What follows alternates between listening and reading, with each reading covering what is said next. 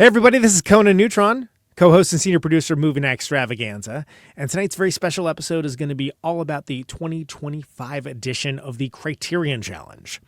Now, what is the Criterion Challenge? Well, it's a yearly opt-in experience hosted on Letterboxd that's in its 5th year, and the idea is to challenge the participants to watch weighty and interesting cinema.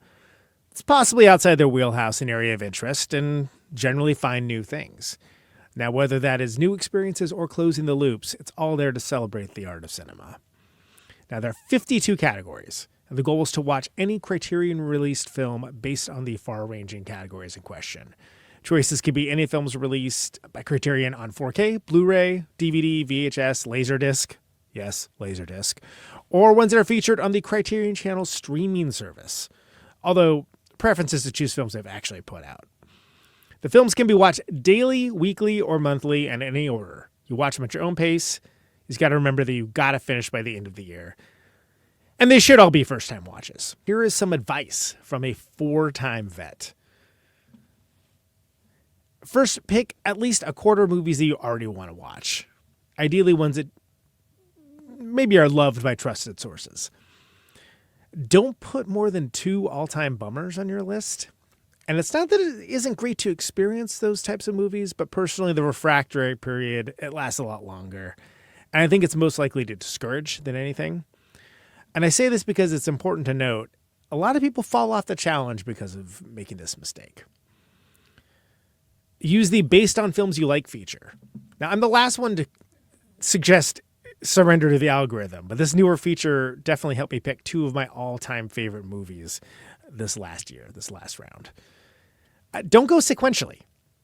I understand that for some people this isn't even possible, but who knows what your life is going to be like any given week.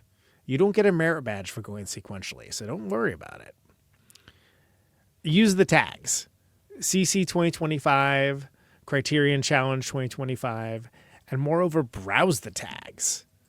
Perhaps others are watching the same things as you, and in obscure categories, this is almost assured. You can find all kinds of new friends and compatriots by using this feature.